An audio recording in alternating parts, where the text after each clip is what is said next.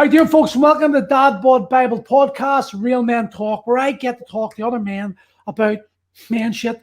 So today I've got a good friend of mine, an ex-business partner of mine. Actually, he helped me build Primal. Dan McCaffery. He's got one of the most successful gyms in Belfast, and he's built it from basically nothing.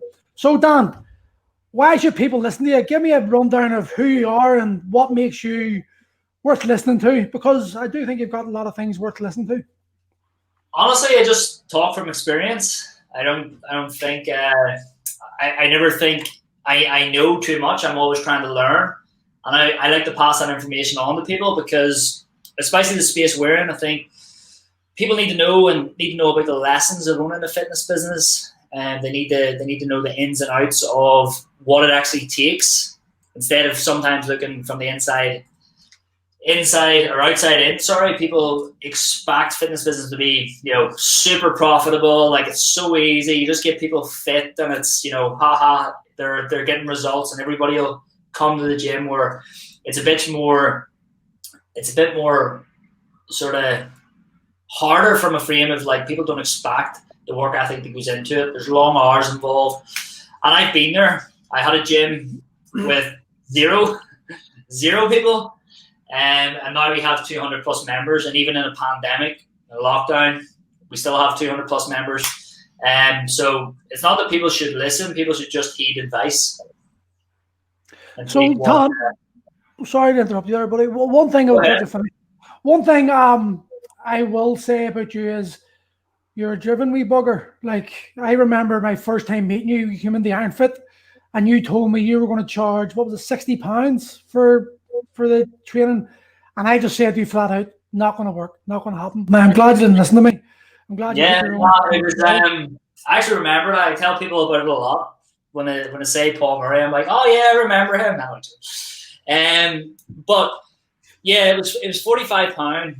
It was £45 a month in West Belfast, Glen Road, when it was the first time at any type of this, like our facility, had sort of come into that space, and we were charging, like, Andytown Leisure Centre were charging like £25, £30 a month. Gyms around us were charging around that price, and we were coming in at a £45 price point with 4 sessions a week in a group setting. And I remember asking you, because obviously I looked up the Iron Fit sort of model and thought, these guys obviously know what they're at. They have a lot of experience. It's amazing illusion, isn't it? This is what I would like to do. This is the people I would like to get advice from. I remember you says, nah mate, West Belfast, you're not fucking getting that. I was like, okay, no problem, mate. And I was being serious. I wasn't trying to be a dick at that point. I was going off my own preconditions, or my own perspective of what I believed at that point in time, and from my own experiences. And I suppose at that point I hadn't got the balls to ask for more. Whereas you're just like, you are literally a born salesman. You're like Sean McGarry. You like a chase of the sale, don't you? No, I honestly, I don't think I am. I don't think I enjoy chasing the sale. I just think that sometimes I realize that I have something to offer. And I thought it was, at the time, I was like, this is different than what everybody else does. I believed in the product, probably the most important thing. I believed in what we were offering. And genuinely, I just thought it was worth it. I was like, with the amount of effort and work that is going to be involved in keeping this facility and keeping the members on board and keeping them focused, it's going to be worth that amount. But I would, like, still now, like, sales, yes, I do make a lot of sales, but it's not something I've ever got comfortable with, really. It's almost like flowed in. Yeah, I still don't like having sales conversations, and I try to find a way that suits me just to have a conversation with people and give them more of a, listen, this is what approach we have, and then just really reassure them that they're making the right decision, rather than having a sales conversation. Like, I still sweat. I still, like, the thought of having somebody sitting in front of me having a sale, it's a bit like, oof. But I've got better at it, way better. You're doing well. Your numbers in your gym say that alone. You left. I bought you out in what, 2017 was it? Yeah, I think we just made the move from the Glen Road to Kennedy Way. So we just made the move, and I think it was at the end of that year. So we moved in September, and I think me and you had sort of came to that agreement around the end of 2017. Could have possibly gone into 2018 around that time. And honestly, like without, it was probably one of the best decisions I made. Like for me, simply, selfishly speaking, because it just gave me the focus back of not having two facilities to look after. And I suppose it was a hard decision, because I always thought with Primal I went with more.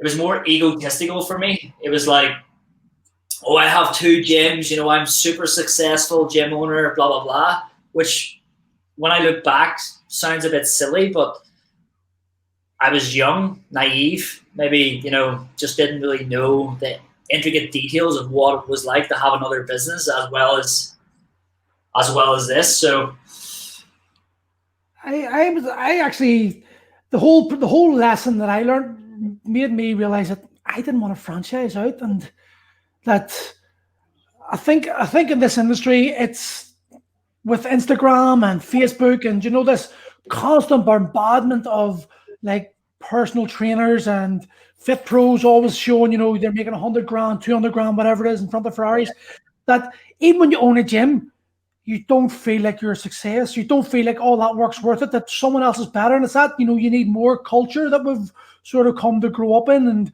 like accept as normal. That ends up making you more miserable. Like it took me, I'd say, 2 years from when we separated. You broke my heart. No, that it got me to about 2 years before I got back on my feet and realizing what I wanted. And it was for me. It was a painful lesson in that I wasn't expecting that for you to do that.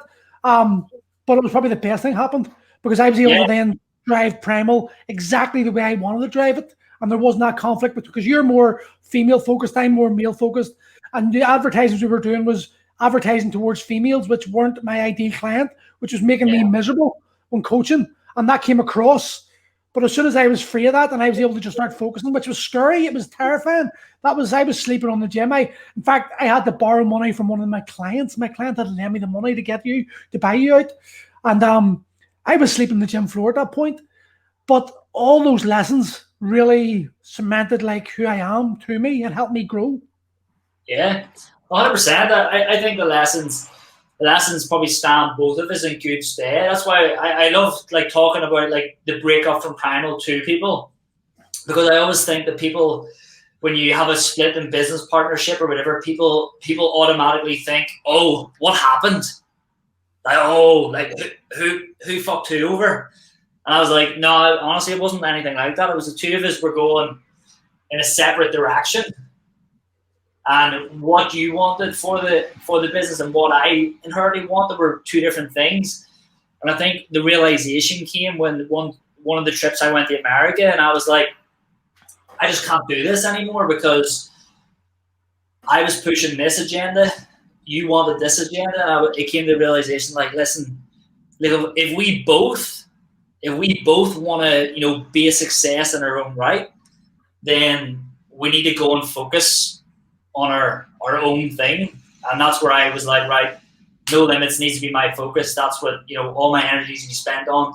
And inherently you yourself as like, and then Paul will realize that his focus now becomes Primal, because you can sometimes get caught up and let other people do certain things with the business, and then you sort of forget what their purpose actually is to actually drive the business forward, which obviously with a female background that I was coaching in, getting into Primal, and you resented it, you didn't like it, but it was like, listen, this is what we need to be a success, and you're like, but I don't like it. I'm like, just shut up and do it, like it's fine. And then over time you're like, nah, and then sort of resentment builds for the business. Yeah, I can remember thinking that I didn't want to be in Primal anymore, but it didn't feel like the goal that I had set out for was being achieved. And that sort of that got me down a bit, because I was putting all this work in, but I knew the people I was coaching were not the people that I needed to be coaching. Like anyone knows me, you're the nice guy, I'm the asshole. Like I'm just how it is. You've got a different way of saying what I say. Ultimately, we both give the same message. We just deliver it differently. But I am not sort of like the MMA fighter style. You just do it. You got to do what you got to do. You were the more put the arm around the shoulder, give them a hug, make them feel better about themselves, and let them slowly drip feed into believing in themselves. And both work, obviously, but not together. It was definitely the biggest lesson. The biggest lesson I learned from that was I don't think I'll ever have a business partner again. Mm-hmm. That was a big one for me. Do you think you're ever going to have a business partner?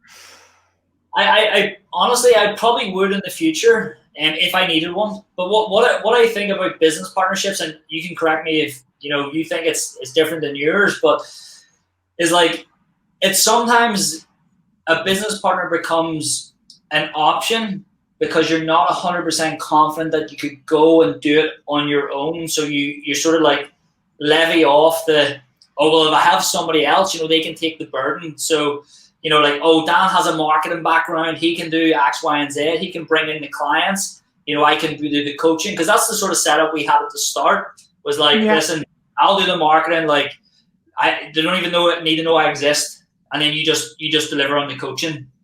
And I think with a business partner, you need a very clear, defined role.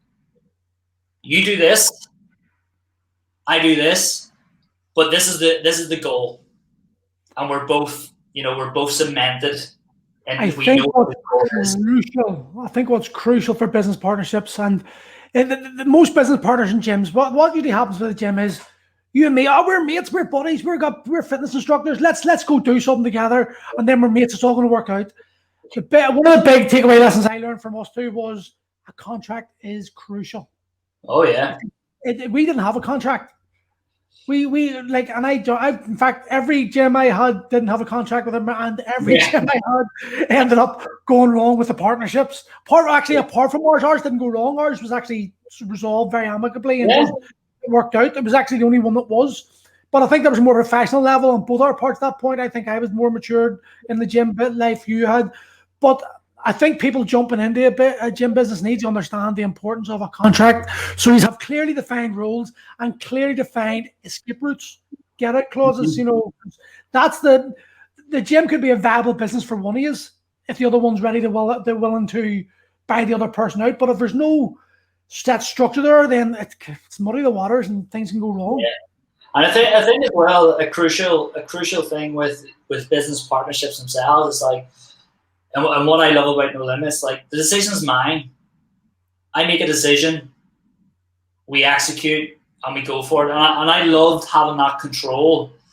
And it wasn't because I'm a controlling person. It was just because I knew that my decision was ultimate. And I hated the partnership side of things where I was like, hey, Paul, listen, I'm thinking about doing this. It's this great idea. It's working really well at No Limits. What do you think? I mean, you almost have to like, convince you, like, this is the way we want to do it. Whereas when I went back to just being No Limits and just having a sole focus, like we grew massively in the space of 6 months because I only had one thing to do.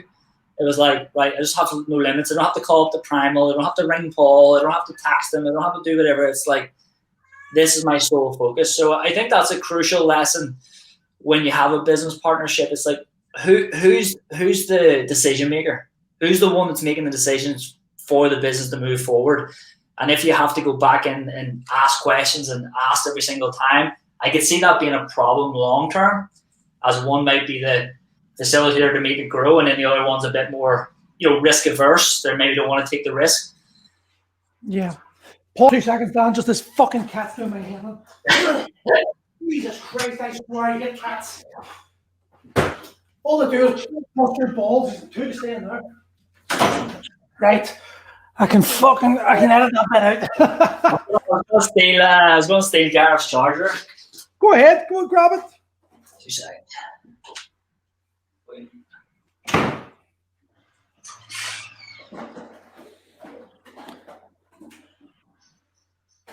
Leave.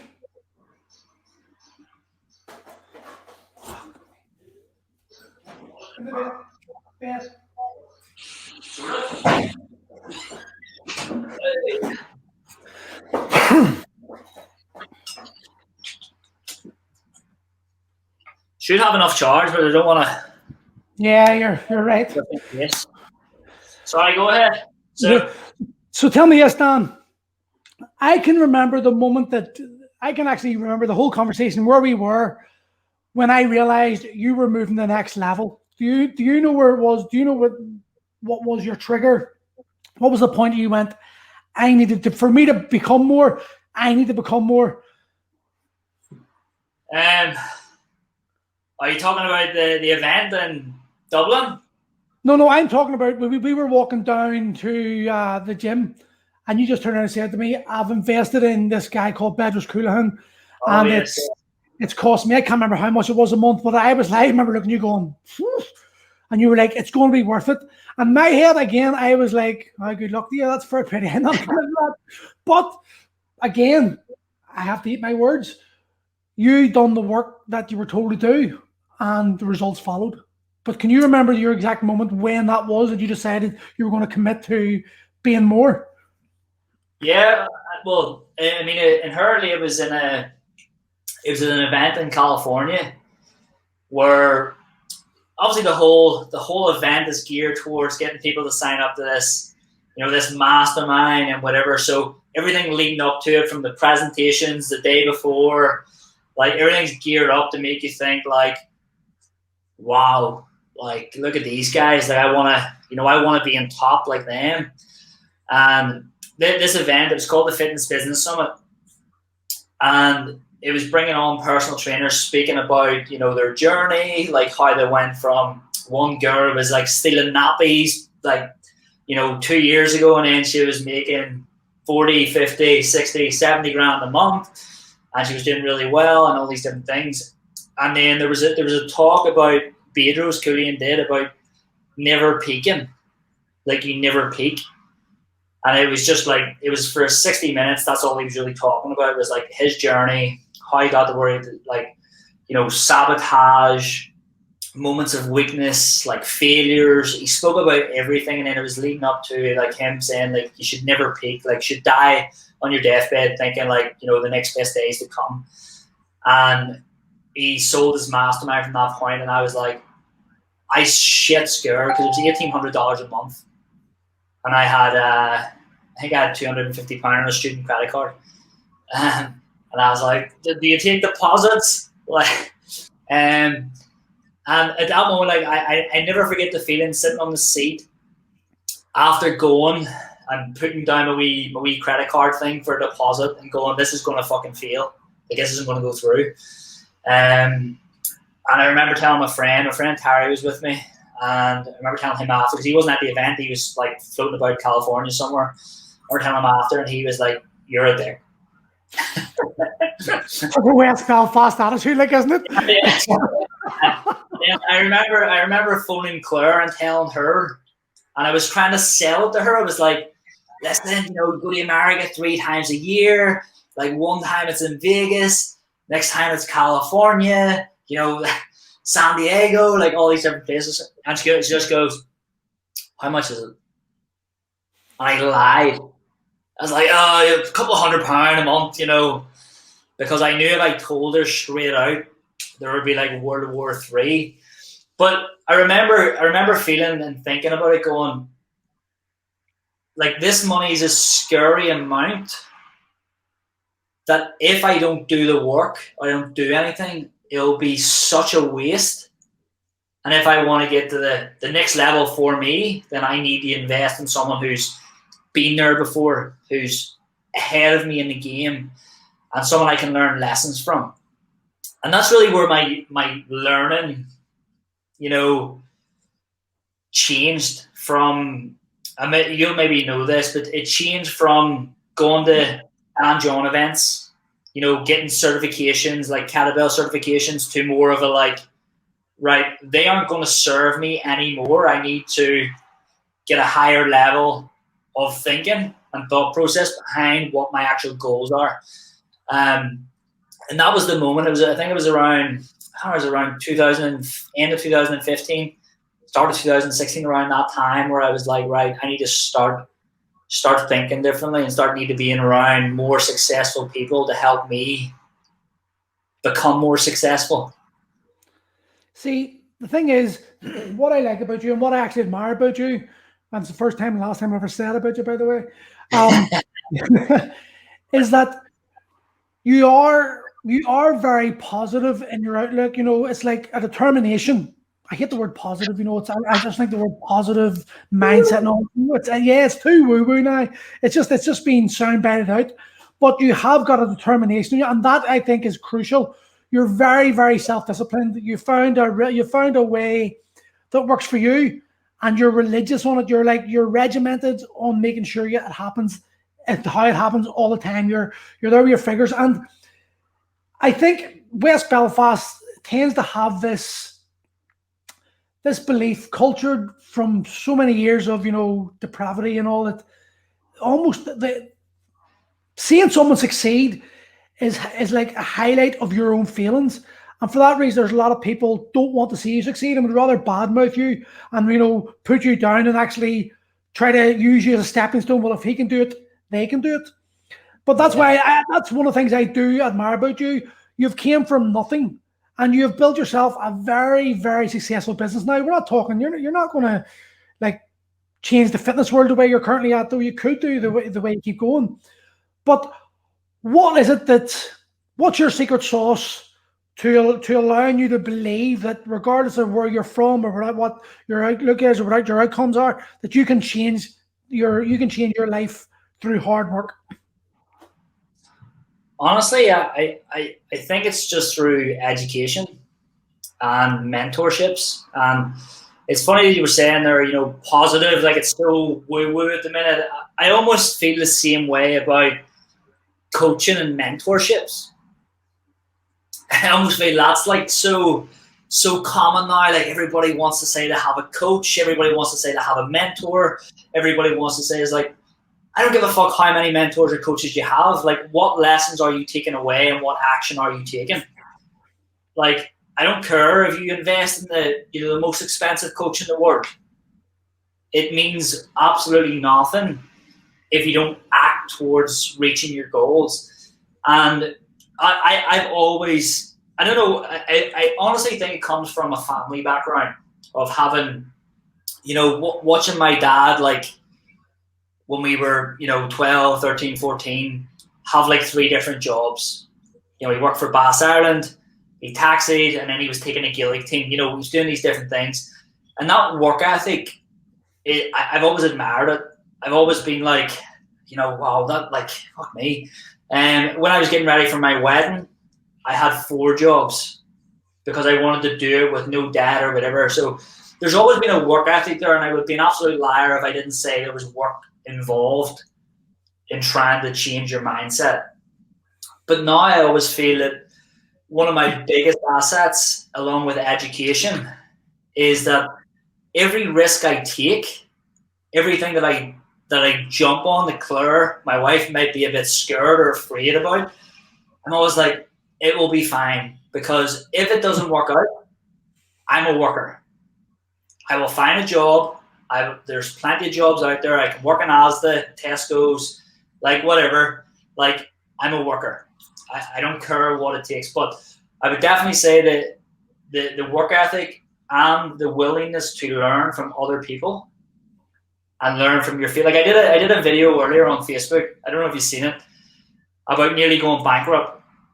Yeah, I actually did watch it in preparation for this. I wanted to hear what you were saying. So good. Yeah, so in the move that we made from here, just to put it into context, like the Glenroe, we were paying peanuts for rent, like absolute peanuts and rates and everything like that. And then we moved, and our expenses overnight, like 20x'd, like completely, like a complete 360.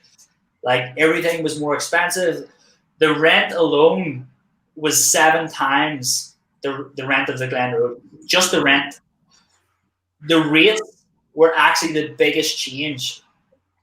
The rates went from £100 to £1,500 a month. Just the rates. And plus we get sort of dicked over a bit with the building costs. It costs an extra 25 grand than it should have. And it was probably one of the lowest points I've ever had. I know you were saying there, like, you're always so positive. Like, and again, you probably never even noticed it. Like, anybody around me probably didn't notice because I was faking it. Oh, it's so good. Can't wait to move in. That's your life. This is amazing. But were you doing that? Were you faking it to keep yourself sane? Or were you doing it? Yeah, were you just trying to stay away from the negative thoughts of letting it overwhelm happen? Yeah, that's exactly it. Like, there was moments in the day, you know yourself, when you're quiet, you're alone, you're thinking like, fuck, what am I doing here? Like, and I think part of the ego, you're starting to worry about what other people will think. You know, like, oh, what if this doesn't work out? Like, have I made a mistake? Have I let my whole family down? Because there's so much hype around it, everybody's expecting you to. Were you a dad at this point? Yeah. Well, Keelan was born a few months. I think he was born in March. Well, not I think, I know. We moved in September. So there was like 6 months there. And then you have that, you know, I was overweight. I definitely gained weight. I stopped training. I was so stressed. I wasn't even enjoying it anymore. But we just made this big move. So from the outside looking in, they're like, this guy's making big moves. You know, look at this. This is probably the biggest move of his career. He's just going from strength to strength. But inside I was burning. I was like, oh, this sense of, I hate using the word overwhelm and anxiety, and because, you know, it's fucking throughout there so much now. But, and, you know, depression, like, someone asked me, were you depressed? And I was like, I have no idea, because I don't know what depression feels like, but I just know I felt low. Yeah. I felt a sense of, like, embarrassment. You know, I was ashamed of the way I felt, and I was like, this is weird. I can bet you that you learned more from that experience than anything else, any of your successes. 100%. I think that's something that we're worried about. Sorry, go ahead. I was just going to say, you were saying, did you learn anything? I think that's why we dealt with COVID so well. No joke. Because of that experience? 100%. Yeah, you see, I was lucky. When I opened Fight Academy Ireland, like, actually it was Progressive Combat Club Belfast then in the Falls. Social media didn't really exist. This was 2006, 2007. Bebo was about. That was the limit of social media. Bebo, and then, you know, so I done it for more intrinsic values or more intrinsic worth than extrinsic, because you weren't on social media every day boasting about, look at how amazing I am, waiting for those likes. You were doing it because you loved doing it, and then that's where I got my bug. I think today, a lot of people jump into the fitness industry or any industry, whatever's the latest cool thing. It's because it's trending. Right now in the fitness industry, it's cold water immersion. Every personal trainer is doing, oh, look at me, I'm Wim Hof. It's like, no one. Yeah, actually, that was the Gareth. But there is this sort of culture in the fitness industry where, let's be honest, the industry is filled with insecure trainers. People who have no clue what they're doing. They're doing it because usually they were in a bad place. Fitness has got them to a place where they feel better about themselves and they want to help others. But they don't really have the tools to interact or actually coach others, really. They've done a 2, 3, 4 week course, and then they're out in the big wide world and they're opening their own gym. And it's overwhelming. Now they're in a position where they have to pretend to not be overwhelmed and pretend everything's okay. And I think that brings them down even more. This industry, it's a hard one to do. Like, there's a lot of pitfalls in it. I think there's a lot of people. I think COVID exposed a lot of the people who weren't ready for opening gyms, and I think too many trainers jump into wanting to own a gym too soon these days. What do you think on that? Yeah, I agree totally. And when our good friend Michael Lennon, you know, has me down and speaking at his event now and again, and that's probably one of the most common questions I would get asked. You know, what do you do? What's the first steps to opening your own gym? And I'm very much, without sounding negative, like, I'm very much against it unless they have a good solid base of clients, because you know and I know there's people out there who will tell you like, yes, Paul, you open your gym, I'll come with you, 100%, I'll come with you. And I remember when we moved to Primal, you told me a few people were coming from somewhere else and they never came. Can't remember names or whatever. But I remember telling you at the time, I was like, listen, see until I've got them in my stripe, they're not fucking they won't come. I know, but they pay cash. I was like, they won't come, trust me. So I almost try to put people off that and be like, listen, build up. You can build a really good personal training business from paying rent at a gym. Like a really solid, good money, good career, whatever. You can do that. But I think people try to jump because it's like, you know, oh, that's what everybody does now. Everybody opens their own. That's the key, and I think a lot of people need to understand that. What you just said there was what I was going to approach next. It's like, what do you want? Not exactly. What do you think not what you think the industry says you must want, but what is it that's going to make your life better? And I'd say if you're 20-something years old, even up to maybe mid-30s, and you're fully booked, like if you've got 40 clients a week or whatever, and you're maybe coupling them up, you're making enough money, trust me, that you can take 4 or 5 weeks a year off and not worry about being paid, and leave your clients maybe a home workout to do when they're away for a week or 2 holidays, and always have less stress. And you can build collaborations with other trainers. Like there seems to be this stigma where you can't be, you know, friends with other trainers. You can build up some solid relationships where you could even be in a training center, personal train your clients. If you're on holiday, you have another PT look after your clients but again, that insecurity. Like, oh, fuck, no, couldn't leave them with Mickey. He'll try to steal my clients. Oh, couldn't do that. You know, and that's where I think people need to realize. We were at a Sean McCaffery event. I'll never forget it. And the boy, there was a boy there. You'll probably remember. I don't want to mention names though. But he was telling us he was making like $6,000 a month PTing from Pure Gym. I know what you're talking about. Like $6,000 a month. He was PTing. He was like, I was like, what's your aspirations? Oh, I'm going to open my own gym. And I was totally against it. I was like, listen, I says, if you're making that, you're making more than me, and I have a gym of X, Y, and Z members. I says, what do you think it's going to bring you different? Because you're going to have to pay rent. You're going to have to pay rates. You're going to be there more. You know, there's going to be more expectations, and you're going to have to find a way to facilitate it all. And I says, you'll actually, you know, you'll lose half of your income. And I think at the time he was paying £450 a month rent to Pure Gym. And I was like, okay, so you're about 90% profit margins there. Well done, keep it going, because you're not going to have them when you open a gym or open a facility. That's the thing. Like if you need to be. I think first thing I would tell any trainer getting in this is that you need to have a clear definition of what it is you want from this career, this job. Mm-hmm. Is it a stopgap? Is it a career?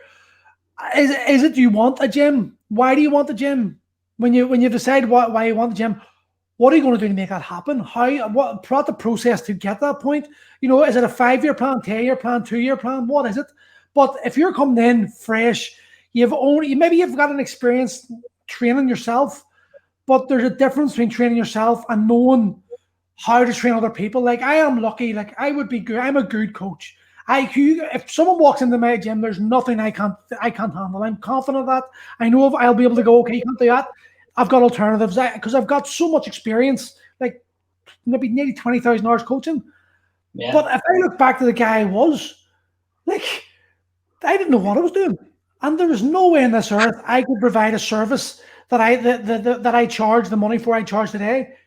With that knowledge, I would have lost everything. And I think the ego takes over in so many young trainers these days. They want to be seen, they want to recognize, they want the followers, they want the Instagram likes, they want some sort of validation that they are good, instead of actually realizing that just stay under the radar, just keep chipping away, make the mistakes, because you're going to make thousands, and learn from every mistake. Write it down, what you done wrong, what you should have done, learn from it, apply it the next time. And that's a bank of knowledge you're just putting it away, and you're going to be able to pull that out of your pocket one day. And maybe 3 or 4 years down the line, you're going to be in a better position to understand what it is you truly want. What would you add to that? Yeah, 100%. And I love what you said there about staying under the radar. Like, that's what I feel I've done for years. You know, in terms of like what we do.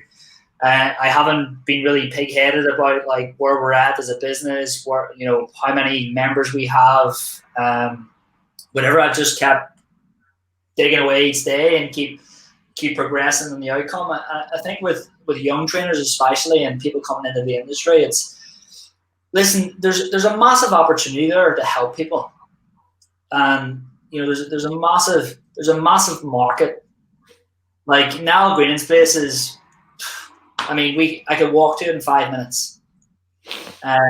McGee's gym's there. There's a new gym opening a few meters, and I don't care how close they are because I know that there's so many people need help. So many people need to, you know, get fit, get healthy, lose weight, you know, improve their mindset, like whatever it is. There's enough there for everybody, and if people, you know, just let their egos go for a second and think, right, what kind of trainer will I be in 10 years? You know, you don't need to know all the answers now. Like I'm evolving at the minute into delivering our breakthrough retreats. Instead of doing them at a weekend, I'm building an online program. There's a higher end program, more expensive, but it's less to do with fitness and nutrition and more to do with like, let's get people's mindset right. Let's, you know, control the things that we can control before we actually go. And people actually still lose weight and people get better results through working on their mind. Did I think about that in 2010? No. So there's always an evolution you can make. The same way you're a completely different coach than the person who was in Fight Academy. Yeah. There's tons of time there to change and evolve and get better and then charge what you're actually worth. I think people are trying to chase this. I had this, I remember the first time I was in TAC doing the personal training course, and it was like, you personal train for an hour and you get 30 quid. No, you don't. That was the thing. Oh, you personal train for an hour, and I always question, I was like, why is it an hour? I was like, why is it an hour? Like, they have to make a session last an hour and fill it with all these fluffy things just to, you know, fill that time. And I'll be honest, like my first client was £15 an hour or £15 a session. I was like, you have to charge a tenner. If you have to charge a tenner, you have to serve your time. It's like an apprentice brickie. You don't hire an apprentice brickie to build your house. You know, no matter how much cheaper it's going to cost you, because it's not going to be worth it. I'd say most PTs, when they start out, it's going to be mom and dad, brothers and sisters, cousins and best friends, and girlfriends of such people that are going to be your clients. And you're not going to charge them that much, and you're going to feel uncomfortable talking about money. And this is all part of the learning process. You've got to go. I try to tell people, we live in a world where you think everything's granted. It's just you're entitled to it now. But the reality is, you only are going to be able to speak about certain things you experience. I'm pretty good at talking about mindset because my mindset has been so fucked up for so many years that I've experienced depression and suicide attempts and tired feeling bankruptcy and losing gyms and building gyms. So I'm able to speak about that from a personal point of view, from my own personal experiences. And no doubt what I'm going to say will maybe help people not fall into some of the pitfalls. But ultimately, you can't do it without experiencing it. I agree. Who would you be if you had just been handed the gym you've got today? What would your gym be like, you know, compared to the struggle you had to go through to get it to working? Yeah, it'd be pretty shit. There'd be because there's no relatability. There's no relatability with clients. There's no relatability to struggle, you know, hard work. And I think that's what, it's not that most people are missing in the personal training industry. I just think, you know, it's a naivety. There's a naivety there that everything is just built and it comes easy. Now, don't get me wrong, I'm sure there's people out there who have opened gyms and did really well just out of luck, you know, being in the right place, the right time, right moment, right location, like, you know, whatever. But I would say that most trainers that we know who are honest will tell you that it's a struggle a lot of the time. You know, in terms of like, it's not just as easy as going, oh, I want 10 clients and you get 10 clients. And it's not going to be a struggle for like 2 months. It's going to be a struggle for 2 or 3 years. You know, and I try to tell people struggle comes in waves. So like the first time you get hit by a wave, it might be a small wave, but it's enough to knock you off your feet and you freak out. Then those small waves, you find your balance in them, and then a bigger wave comes to hit you, and that knocks you off your feet, and then you slowly learn how to ride that wave, and then a bigger wave comes, and every time you evolve, you're going to be hit by another wave of self-doubt, another wave of like having to find the resilience and the ability to overcome, and that's why I think so many people fail. But tell me this. Okay, go on, what were you going to say? Finish that up. I think it's like, I don't know if Michael, I might be quoting Michael wrong here, but he says something like 14 or 16 months, most personal trainers quit. Yeah. You can see why. Listen, if you're stacking shelves in Tesco or Asda and you're hating your job and you're not feeling worthwhile, you enjoy training, and then you're seeing all these advertisements for fitness personal trainer, get this amount of money, make this amount of money, you're going to jump ship, go, shit, yeah, this is great. With these high expectations that you've been built up from these are carefully cultivated marketing strategies that the businesses are putting out to get your taste buds going. And then the reality comes in, and if you haven't got the strength of the fortitude inside yourself to see out those rough times, you're not going to do it. And if you've got these preconceived ideas of £35 an hour, £40 an hour, £50 an hour, and then the reality kicks in, it can be off-putting, and unless you've got that deeper resolve inside you, that deeper, as Simon Sinek says, that deeper why, you're not going to see it out. But I want to ask you this. As a dad, how did you, because this is all about dads, obviously, and all, building a business, because it's not just a gym business, but any business, like, how did you see, because you were in a gym business, running a business, single man, well, not single man, married man, but no, I call single man anyone without children, because you've got freedom, suddenly going to this responsibility and having a new business to build up. How did that affect your mindset? How did that affect it? Did it push you on? Did it hold you back in fear? Do you mean when Keelan was coming along once I found out Claire was pregnant and stuff? Honestly, like when I found out Claire was pregnant and we were making the move, we were looking obviously for months to make this bigger move, this bigger transition. It honestly, it put me under a lot of pressure.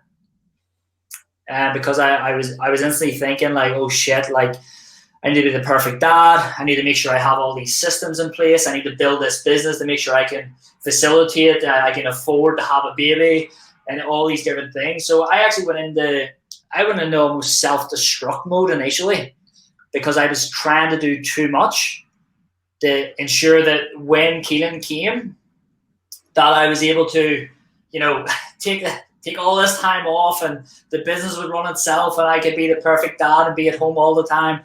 The reality is I just fucked myself up. But I would be wrong to say it didn't motivate me. It didn't motivate me to try to do more and try to be better. And then I would say, and I'm just going to be honest, like I'd say the first 6 to 8 months of Keelan being born, I was probably a shit dad. Like, just being real, being honest. I got sucked too much into the business. Claire had Keelan. 4 days later, I was in America. Like, no joke. I'm not even laughing. Like, no joke. That? You told me. I went to Marbella with Sean McCaffery and Niall Green and all for another event. And I just was in work mode. I was like, I need to provide for my family. I need to, I'm doing everything for you, Claire. I'm doing everything for Keelan. Was that an excuse just to get out of being a dad? What did you think? Or like the culture shock? It was all bullshit, mate. Like now that I know what I know now, I'm like, that was such a fucking lie. That was a lie. You were lying that you were doing this for the kids and you were doing it for Claire. The reality is you were doing it for yourself, because you wanted the business to succeed for no other reason than your ego. You want to be stroking your ego and be like, I have the most successful gym. This is amazing. And I like looking back now, like I feel so sad and so annoyed that I did that. But it was also a great lesson. Back to the lessons, it was amazing because Lucy, my daughter, has probably seen me more, and she's like one and a bit more than Keelan ever did at that stage of her life. You're saying that, and it's like, for me, it's the exact same. But I think that's again, it's a learning curve. You know, men, it does not come instinctively natural for us to mother children.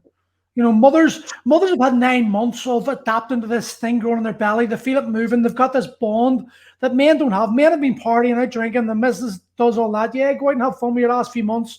Go have your friends. And then you're just handed this life, and you're like, the fuck do I do? Where's the instructions? Where's the manuals? I'm a man. I need instructions. And we don't get instructions. And see, Sive, I look at Sive and I realize Sive's insecurities and her issues that she's got. Well, all kids have got issues, but I'm not saying she's not fucked up or anything, but she's got like confidence issues. You know, she's very shy and reserved. And I 100% hold responsibility for myself from that, because I just wasn't the dad I know I should have been. With Evelyn, on the other hand, she's just turned 4. She is a mini me. She's a slagger. She's a joke. She's a rocket. So confident, does everything. But that's because I had lessons. I had already learned from the lessons. You know, when number 2 came along, it wasn't as bad. You've been there before, and you knew where not to make mistakes. Sadly, when you fuck up like that, though, it's an actual human being who's the product of your insecurities and your feelings. So it's hard, like, and finding that balance. Like, I'm separated now, so I've got a different like sort of dynamic to go ahead with. But finding that balance of being a right dad, but also having the discipline to know that I want to spend time with kids, but I've also got to provide for my kids, more importantly, and give up things. It's a hard lesson to learn. It's a hard like balance to get. 100%. That's why I invested in Paul Moore, his coaching program. That's why, you know, again, marketing, different things. Like, he resonated so much with me because he was talking about, you know, the way he's having family fun time and stuff for the kids and different things. That really resonated with me. I was like, right, you know, I need to get on this coaching program and see what this is all about, and spend a bit more time and focus on family. So it was nothing to do, when I signed up with Paul Moore, it was nothing to do with marketing. It was nothing to do with, you know, this fitness thing or whatever, or trying to grow my business. It was like, how do I become a better dad? How do I become a better husband? How do I become a better friend to my kids? And how do I, you know, spend quality time with my kids? And the last, I would say, 8 or 9 months, like, the focus, and listen, thanks to COVID as well. You know, like, I'm being real. Like, there's obviously, life has slowed down a bit. You know, there's been less pressure to be at the gym and different things. So, like, as all the madness that's happened with COVID, that's probably the biggest thing that's come out of it for me, is being able to spend more time with my family and kids and actually focus on them. I'm putting the family in a position where I'm like, right, every Sunday we go for a walk. We walk at least 12 to 15,000 steps. It's we call it family fun day. It's just like, you know, we could end up out for a drive for an hour and a half, 2 hours down the coast, and then just go for a walk, anything. So that's the biggest thing. And I think Paul Moore's program was like $2,000 or something for the year at the time, or I don't know. And it's probably the best money I've ever invested, honestly. Was it worth it? 100%. 100%. Honestly. Did it make you reevaluate a lot of business family things that you maybe had let? Yeah, and it's like, you know, what all the mentors and coaches I've had in the past have been very business orientated and focused in terms of, you know, business mindset. Like, you know, you read shit like Grant Cardone's 10X and you're like, fuck, I'm not doing enough. Like, I need to be doing 4 hours sleep a night, and I need to be doing this and this and this, and then when I do that, I need to be doing X, Y, and Z. Where this is probably the first time where, listen, I still have a business coach. I still have someone who coaches me on, you know, how to become better in business and marketing and different things. But Paul Moore's program it will help some people improve their fitness business, improve their business and life in general. But for me specifically, I'm using it to get some clarity and sort of dedication time to making family time more important. So for me, it's definitely a huge investment, and probably one of the better investments I've made. You just said something there. Do you find there's too much pressure on some people today's day and age to like always be at something? You know, we've got this sort of culture of like, you know, hustle hard, and you know, do you find that do you not think we've come too full circle now, or we're now forgetting about what family actually is? In return, instead, we're wanting to build a business and build that reputation, and we're always planning for the future, never actually remembering that we live in the now. Yeah, 100%. So how do you find that nice balance? I mean, it's just again, it's asking yourself. I think you asked earlier, is like, what do you want your life to look like? You know, what way do you want to live your life? Do you want to own a business that you do just for money? Or do you want to have a family, time with the family, and have a business that fits around your lifestyle to be able to have the time with your family? And I think I've went, you know, full 180. Like, I love, someone asked me a few weeks ago, would you ever do online coaching solely? And I was like, honestly, at this present moment, like you're asking me right now today, I would like, no. Why? Because I actually love having the gym. I don't resent it. I love it. Like, really, truly, like, it makes my day. That's what COVID's exposed to me. COVID has exposed the fact that I am a hands-on coach. I need that. The reason I started these podcasts is because I missed like meaningful conversation with people.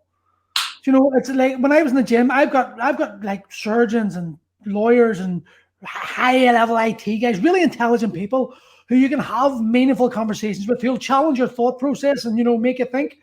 And when you're in COVID and you're locked down and you're in four walls, you've only got your own mind.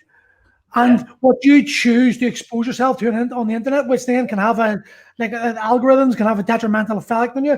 So I decided I was going to start reaching out to people who I like talking to, but maybe not necessarily agree with everything I say, in the hope that the conversations sort of spur on that creative process that I like to have all the time, that thought process. Yeah. But yeah, I think with now, like I do have that far more balanced approach to how I approach business.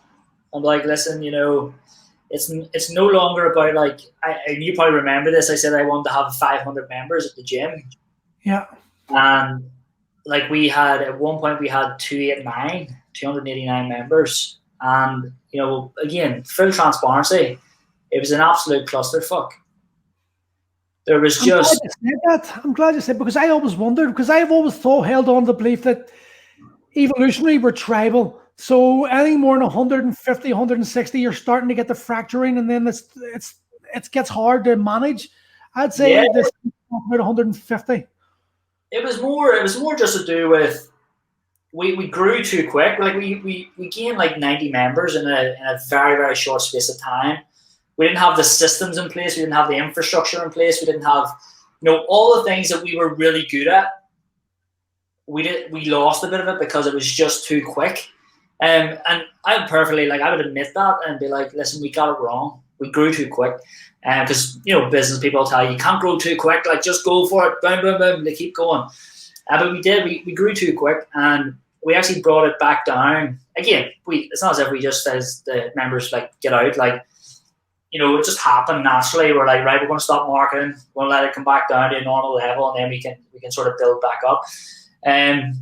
So I honestly feel with our infrastructure right now, if we had the same 289 members, we'd be much better at dealing with them. But I'm like, at what cost? Like, at what cost? Like, do I give up, you know, 5 hours of my day to help facilitate that? Or do I keep it 200 plus members, just a bond where we can manage it? It doesn't take any extra time. We're doing a great service where clients are getting great results. They love it. The community's there, everything like that.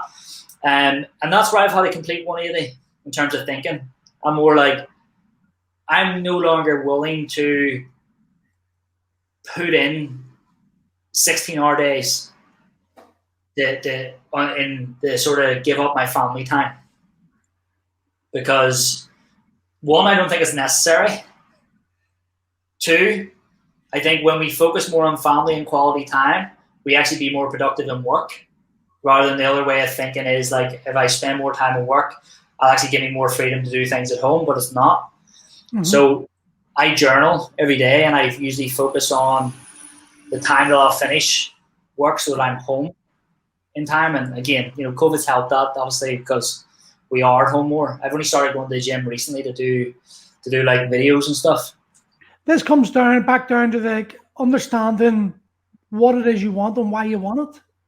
Yeah. And I really hate the word clarity. It just wrecks me now, because it's just like, it's every business mentor's buzzword, clarity. But the reality is clarity. What is clarity? Clarity is having the vision, to know exactly what it is you want, and then being able to plot a path to get to that point. And like, as much as I hate that buzzword, it's a really, really important word. It's just overused too much. It's used, the influencers do love to use it, but it's such an important thing, because if you can have that clarity and you can decide yourself, I want this for this reason, then you're free to push on towards it. What do you think on that? Yeah, I mean, 100%. Like, I'm massive in terms of having a clear path, and I think that's what most people, even like back to the clients that I work with, the online clients as well. Like, that's our main thing. Is like, what do you want? It's like, I want to lose 10 pounds. It's like, you don't want to lose 10 pounds. Like, you're not happy. You don't like how you look. Your husband hates you. Like, let's get into that side of things. Like, it's not that you fucking want to lose 10 pounds, because that's not going to change anything. But with clarity is, I think what most people get wrong is that you can be clear on what it is that you want, but you can also change it as you go.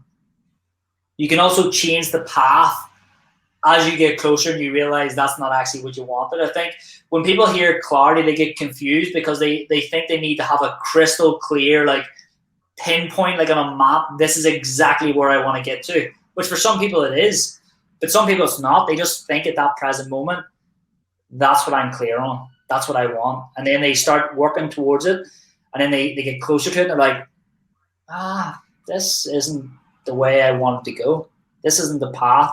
And like, we had a client of ours, she lost 65 pounds in total, thought she wanted to be a PT, and I was like, you know what? I support you. I loved the story. I loved it. I was like, this would be amazing for you. And then she got wrapped up and told people, and they were like, you would be amazing at this. Like, oh, I'd go and do it. Went and paid to do Michael's course. And 4 weeks in, was like, nah, this isn't for me.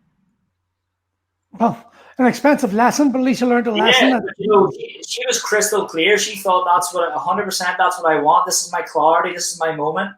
And then along the journey, she was like, nah. And I think people get too caught up in where it is they want to go to. They're like, this is where I want to get to. I'm so clear and focused now. And then they're too afraid to admit that it's not what they want. So they feel like you have to push on. I feel that a lot of personal trainers and dads do that. Like, they're like, this is where I want to go. This is it. And they try to stay so laser focused on it. The reality is, if you keep failing, and you keep not reaching what your goal is, what you're clear on, it's probably not for you. It's probably the wrong one. That's a good point. I think that's a good one to end up on, Dan. Thank you very much, mate. There's a lot of wee nuggets of gold in that help. I think, yes, it's fitness business oriented, this chat, but it's really business oriented. And what I hope people take away from this, normal dads who are maybe down in the luck with COVID, they need to realize that just because life's throwing them a hand doesn't mean they're down and out. What they do with themselves is down to their choices. And if you've got a goal, or if you want to do something, you just got to have the balls and go for it. Regardless of what anyone else listens, whatever, no matter what anyone else tells you, if you believe it, then you've got to go for it. Yeah, 100%. Definitely. No, I really enjoyed it, Paul. Thanks very much. Thank you very much, buddy. We'll speak to you soon. The podcast. Thank you very much, mate.